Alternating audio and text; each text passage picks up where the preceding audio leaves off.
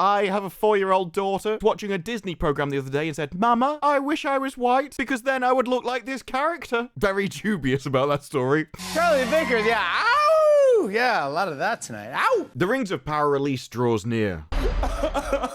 Whether that be Sauron putting Celebrimbor through a sort of peaceful wonderland compared to a hellish reality. What have you done to me?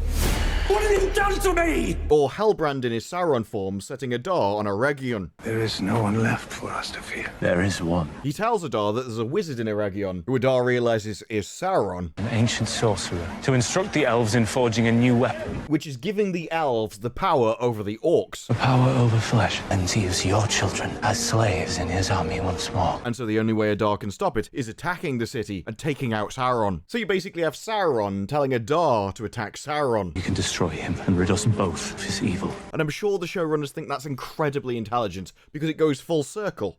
Like a ring. You can't kill me. In time, you will beg me to.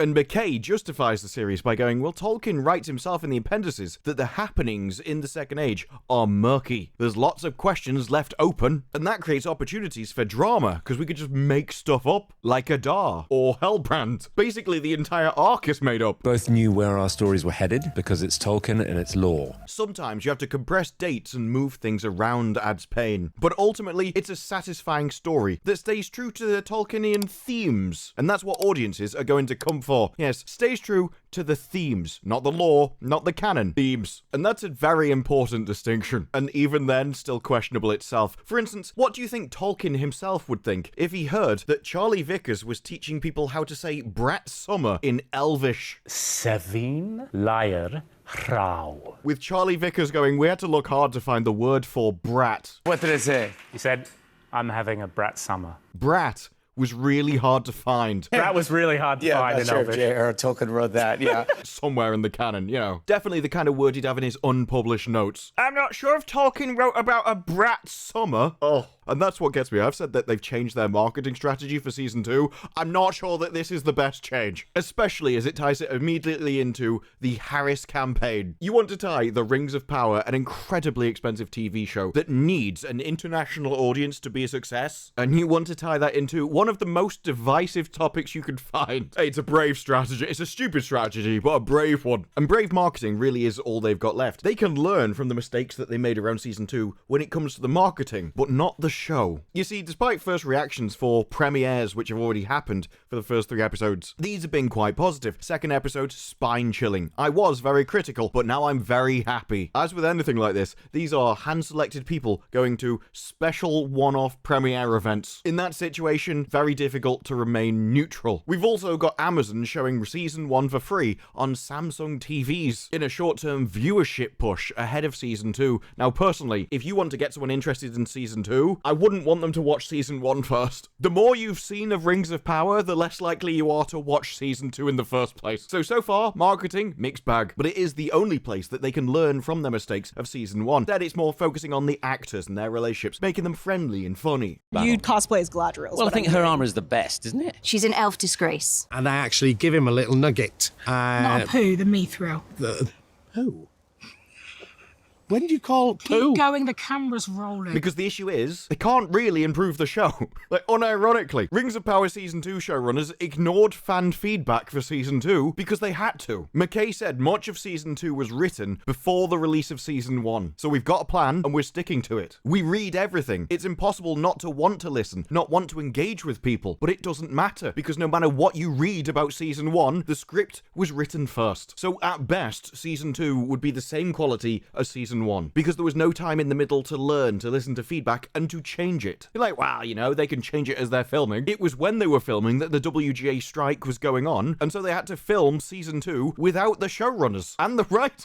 The scripts and other creative materials were finished ahead of time, so not to delay filming, but once it was finished, that was it. If they were on set and someone was like, this line just doesn't work, tough. Now, personally, I would have just got anyone to change it, but Hollywood at the time was particularly picky on not wanting to piss off the writers. So even people that weren't on strike also didn't want to edit any of the writing. WGA members are prohibited from participating in writing duties. Payne and McKay were both absent. That meant non-writing executive producers, directors, and crew oversaw production on the set. So without changes while you were filming and a script that was written before season 1 was shown, that's how you end up with feedback for the show would have been inevitably ignored, which makes the marketing feel shallow because it's definitely been changed in the tone and the pitch. There was lots of talk about how we know you were bored with season 1, but now we're getting right into the story. It's going to be action-packed. We're jumping in from the start. Now we can begin. This season starts with a bang. We can really, get into it. The story is really moving on. Well, we're in a higher gear. Kind of high energy from the top. It's a sense of real urgency and excitement. Season 2 is, action paid. There's so much happening. It all felt like a response to people's complaints from the first series, but now we know that's just a change in how they've pitched it, rather than actually being a change in the show itself. Unless, of course, the two just happen to coincidentally align, in which case I'd ask if you knew that needed to be changed because you knew season 1 was boring, why did you make season 1 boring? But of course, without writers on set, it puts a lot more pressure and responsibility onto the other people that took over. People like executive producers and directors who are still on the set. Now, of course, directors for season 2, it is now obviously an all-female directing team, because if there's one thing that Lord of the Rings is renowned for, it's women. Definitely people with a strong understanding of the inherent masculine values of Lord of the Rings. No one else better to make the show. I mean, in season 1, Brandstrom was the only female director, but in season 2, she's leading the all-female team and their massively increased responsibility for the show. Now, of course, in any IP with those masculine values, the one thing which is most important to keep in the story is divisive relationships. That's why I tune into Lord of the Rings. Yes, the romance. Arondir and Bronwyn's unfinished story can shake the Rings of Power. Because obviously Bronwyn, she won't be in this season, so essentially their relationship is over, and yet it needs to be kept alive, because the removal of Bronwyn, it may cost the show. I, as an activist, we are both activists. If the show uses her absence as a plot device to motivate her son Theo, it could fall into the problematic trope of fridging, and the show risks undermining its portrayal of strong female characters. And I know it's just an opinion piece written by one journalist who probably saw an all-female directors team and thought, this is the show for me. It's just one of them. You can't use that to be representative of all of the journalistic press. It's just a one-off or a two-off. I don't know about anyone else, but when I read the words I ship about a show, I probably think it's over. I ship Haladriel just seems like a bit of a lazy way to merge two names together when all you do is change the first letter. You might as well have just called him Gowron. I ship Haladriel. But it's time to bring Celeborn into Rings of Power Season 2. My favourite part of the article is actually we're all for interpretation, but I don't think showrunners J.D. Payne and Patrick McKay would discard canon like that. Like, have you ever seen Rings of Power? Do you think Tolkien would write about a magical sword that turned out to be a key to open up a dam that did absolutely nothing? Hit it with a sledgehammer, it does the same thing. They also bring up the mystery box structure of Rings of Power, which, while accurate, is generally used in a derogatory manner. But they're just like, no, it's great, it's mystery box. In fact, fans speculate we might just get a Galadriel reunion kiss. Oh, why are we doing coupling names? Until then, we will happily ship the angsty romance between the Dark Lord and the Lady of Light. Tell them that Sauron lives because of you! This is the audience you get when you do this. This is definitely another case where I can comfortably say this wasn't made for me. Because there was parts of the marketing strategy I liked. When they did the recap, I liked kind of the humor and the actors joking around with each other. That was funny. Before Sauron ravaged her.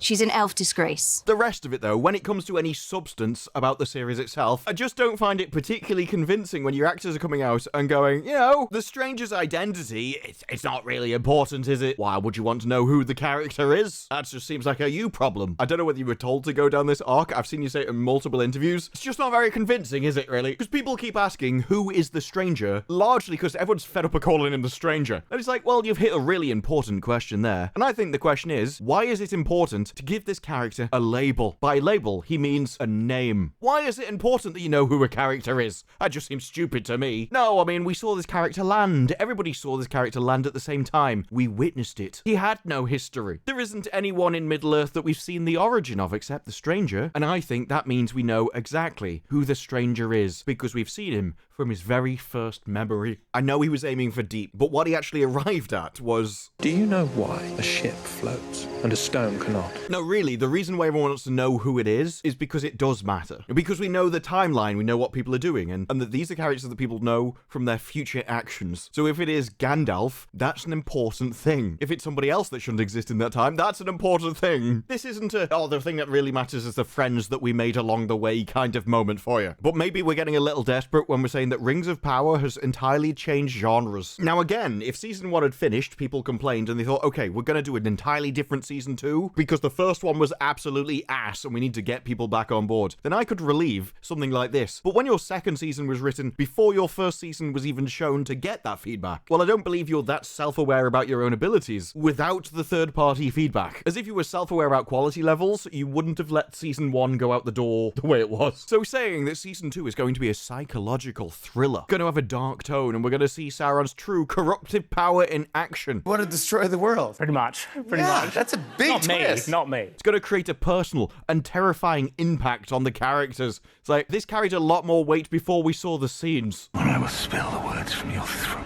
If I die, all that I know dies with me. You published this 1 day ago, after Jimmy Fallon showed us the scenes. Let my people go.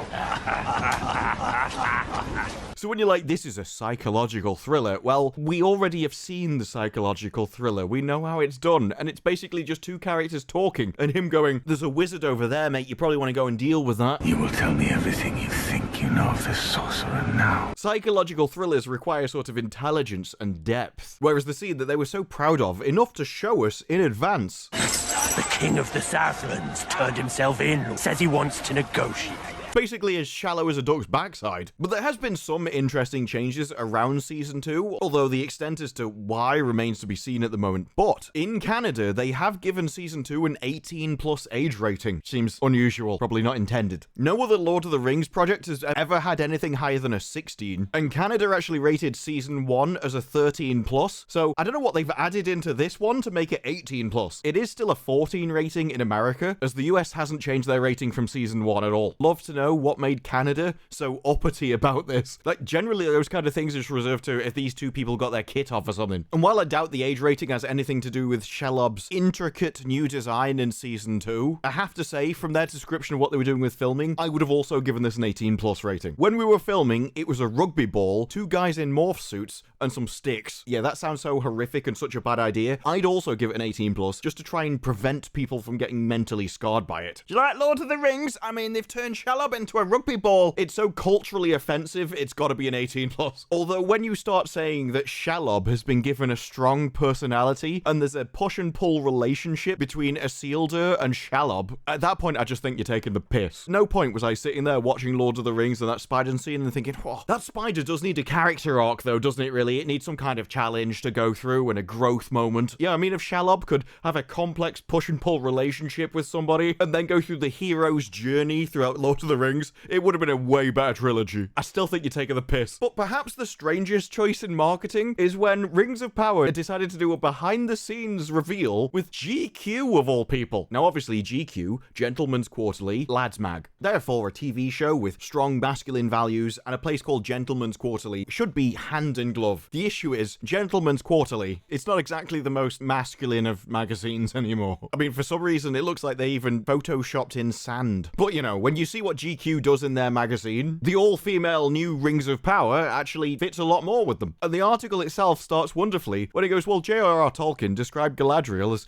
grave and beautiful. Today, however, she's looking a bit more down to Middle-earth. Her hair is caked in dirt, her face smeared with blood. An orc is holding a knife to her eye. Grave and beautiful. Literally the first paragraph of the article is like, well, they are breaking the law. That is as long as you don't count the very long subheading, which goes immediately back to season 1 marketing, Amazon's answer to Game of Thrones, weathered a racist backlash. One of my favorite parts of the article is where they talk about Tolkien obsessive Jeff Bezos. So obsessive he is that when they actually ask a question about it to the showrunners, they immediately go, we will not comment on any input, notes, or feedback from Jeff Bezos, which just comes across as you're scared. It's like, oh no, we're not going to say anything about him. I won't even comment on him. If I don't comment on him, then he can't get annoyed at me for saying a stupid thing. Look, we know we're stupid. We know we say stupid things. I'm not going to say something stupid about the boss, even accidentally. We can only say we're very lucky that he's a fan of it. I hope you mean Lord of the Rings rather than Rings of Power, because otherwise you may have accidentally said something stupid about your boss. This inadvertently conjures up the image of Bezos tapping away in the writer's room. Okay, I say, trying to clarify what's being said. Does that mean he's not involved creatively? You've got to ask him. They won't even comment on whether he's involved in the creation of the show at all. Definitely comes across as fear. Then we get into some numbers about the cost to actually make all this stuff. The actual cost for the rights alone was $250 million, while the first season cost $465 million. Now, they did say at the time that $465 million was meant to pay for a lot of stuff that would be carried through into future series, so they would be cheaper. I'm assuming all of that was lost the moment they had to change countries and move across the world to film season 2. Season 2 is going to be very expensive as well. At the start of the series, Sauron starts with nothing, but we're going to watch as he uses manipulation, coercion, bloodshed, and deceit to start his rise as the new Dark Lord of Middle-earth. And again, we've seen that manipulation in the scenes already released. Power over flesh, and to use your children as slaves in his army once more. Deus Damar, this isn't. The Game of Houses, this isn't. They're just going up to it and going, you should go and attack this city over there. It's got something you want in it. I highly doubt this is going to have the intelligence or the subtlety to pull off a manipulative, psychological thriller storyline. But they were taking season 2 seriously. Yes, they had to learn elven grace. We had strict movement rules, like elves don't look down, even when going downstairs. I got told off for leaning at one point. I leant on a table, and I was told you can't do that because elves don't lean. For some reason, this just makes me want Commander Riker as an elf. I just want to see their reaction as he gets over a chair. And there's more. Season 1 marketing slips in again. It's like, oh, well, we don't want to be like Game of Thrones, you know, where they left a coffee cup in the shot, but also leaving behind Lord of the Rings and the Rings of Power. It made a relatively radical decision to cast actors of color in principal roles. We are changing the world here, folks. And it goes back to Sophia Nomfet's previous comments about it was a genre that was closed to me before. It wasn't. It wasn't close to you as a genre. Specifically, Lord of the Rings was in roles where you didn't fit. But the genre of fantasy, no. Fantasy is a big genre. Growing up, there was nobody that looked like me, front and center of fantasy. I have a 4-year-old daughter, and she was watching a Disney program the other day and said, Mama, I wish I was white, because then I would look like this character. Very dubious about that story. But what was amazing, unlike what my mother was able to do, I could go, but you can be this character. Let me show you these 10 other examples. That's right, reinforce prejudice in your daughter, rather than going, what's that got to do with anything? Like, if you want to be an engineer, go and study engineering. Anyone can be an engineer. More about your competency than anything else. That could have been a teaching moment. Instead, you're like, no, it's just how you look. But after the backlash that followed by casting people that don't fit in the law, it was hard. It was really hard. I skipped into this role with excitement and naively didn't expect it. That's unusual. Because in your interviews, you kept bragging all the time that you were the first. I'm the first. I'm breaking new ground. This represents progression. It's to be part of a redress of balance is an honour. And you never thought, hang on, you are breaking the canon though as well at the same time. It's weird that you wouldn't think that some people might actually like the books how they are, rather than retroactively how you'd like to change them. As you changing the canon means you think the canon is wrong. And that kind of rubs people who like the canon the wrong way. And so you can understand why people who are fans of the IP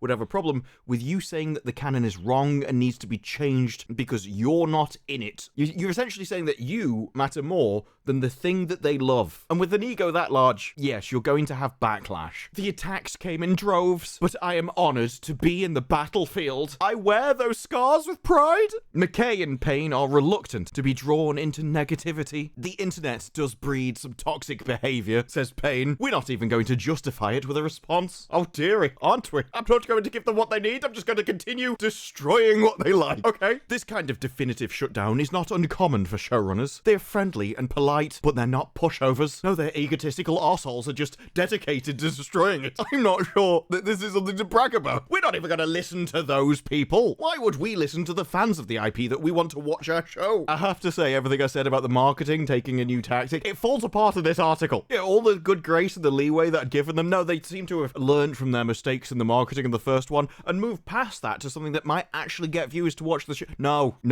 that didn't last, did it? My favorite bit is where they go, Middle-earth. BIPOC belong in Middle-earth. They are here to stay. And I'm like, I'm sorry? Indigenous? This is an English IP. You're using an American term to describe who belongs in an English IP and using the term indigenous that would just mean English people. Except because you're using an American term, it means something entirely different. You can't even get your descriptors right for the IP you're talking about. The English belong in Middle-earth and they're here to stay. Which makes me laugh when they talk about Jeff Bezos' 12 rules that every successful TV show should follow. I have to wonder, is pissing off your entire fan base one of them? Is the bigger the IP, the more fans it has. And so if you piss them off, there's even less new people for you to actually get. As Lord of the Rings is one of the biggest IPs, pissing off the people that like it is the worst idea. On the set today, there is an understandable reluctance to talk about numbers. I can imagine. If I'd lost over 60% of my audience in season 1, I wouldn't want to talk about the numbers either. But the excuse is data is Amazon's side. Creative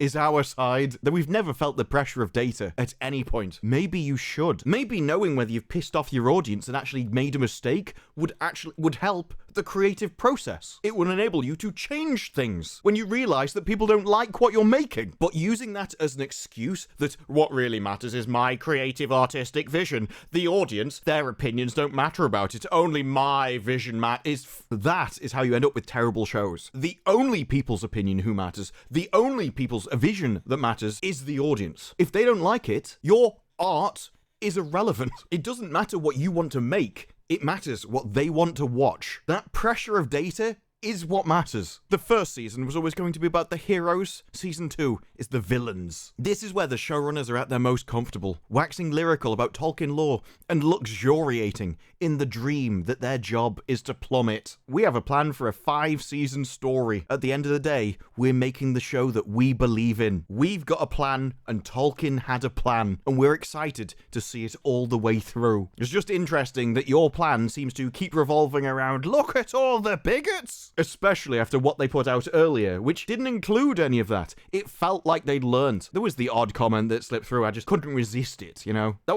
was an actor in an interview, rather than something that felt like an official thing that Amazon output. And then you get the behind the scenes one that does this, and it just seems like, no, actually, we are preparing to roll this out again if need be. You know, it's not our entire marketing strategy like it was for season 1, but we're still keeping it around on the back burner for when the first 3 episodes flop. And despite as cynical as I might have been, still a bit disappointing. We're like, okay, maybe they've turned a corner, maybe they've learned a bit, maybe they might even improve things. Just a bit, you know? Maybe the people in Hollywood are capable of changing, are capable of at least learning how to make something mediocre. No, they seem they don't learn. And I have to say, in my last Rings of Power videos, I might have been able to find something that would be complimentary about. Something about your marketing that you'd improved that I could actually like. Don't think we're going to get that anymore. Because you see, they made a mistake when they said, we're not even going to justify it with a response because you don't understand. The fan reaction is the response. What you're doing is the action. You're the cause. The cause doesn't need to respond to the response. You're the ones doing what you're doing and everyone else is going, that's crap. The audience doesn't need to justify themselves. They are de facto correct by virtue of being the audience. They are the fans. They're the ones you need. And in a world where you need them far more than they need you, as your audience figures that you won't talk about have shown, you don't get the choice of whether you want to justify them talking about the show. Because it's your job, your duty to justify everything you do. Because when the audience don't like something, it's your literal job to win them over. And that, no matter how much you may not like doing it, means talking to the plebs, which from this interview seems like you're just not want to do. But those are just my thoughts. What are yours? Let me know down in the comments below. Like the video if you like the video. Subscribe more videos like this in the future, and I will see you in the next one. Bye-bye.